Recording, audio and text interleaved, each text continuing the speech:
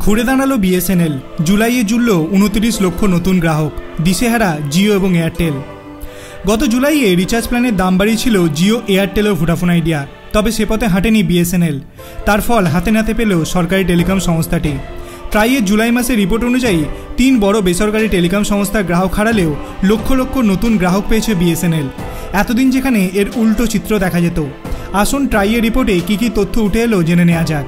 জুলাই মাসে 29 লক্ষ নতুন সাবস্ক্রাইবার পেয়েছে বিএসএনএল। ট্রাই সম্প্রতি জুলাই মাসের সাবস্ক্রাইবার ডেটা প্রকাশ করেছে।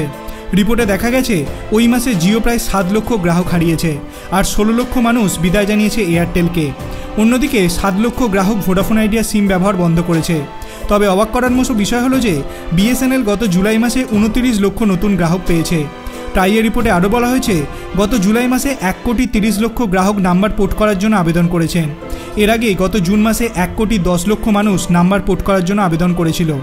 বিএসএনএলের গ্রাহক জুলাই মাসে কেন বাড়ল? বলার অপেক্ষা রাখে না যে জুলাই মাসে বেসরকারি টেলিকম সংস্থার রিচার্জগুলি প্ল্যানের দাম বাড়ানোয় সুবিধা হয়েছে বিএসএনএলের, কারণ তারা পুরনো দামই এখন পরিষেবা দিচ্ছে। তাই মানুষ কম খরচে পরিষেবা পেতে বিএসএনএলকে আপন করে নিয়েছে। বিএসএনএলের 4G নেটওয়ার্কের ঘোষণা। এছাড়া বিএসএনএলের জুলাই মাসে নতুন গ্রাহক পাওয়ার আরও একটি বড় কারণ হলো 4G নেটওয়ার্ক চালুর ঘোষণা। বিএসএনএল বর্তমানে দ্রুত গতিতে 4G টাওয়ার ইনস্টল করেছে। ইতিমধ্যে 25,000 টাওয়ার বসানোর কাজ শেষ করেছে তারা। আগামী বছর জুন জুলাইয়ের মধ্যে দেশের 4G পরিষেবা চালু করতে চাইছে বিএসএনএল।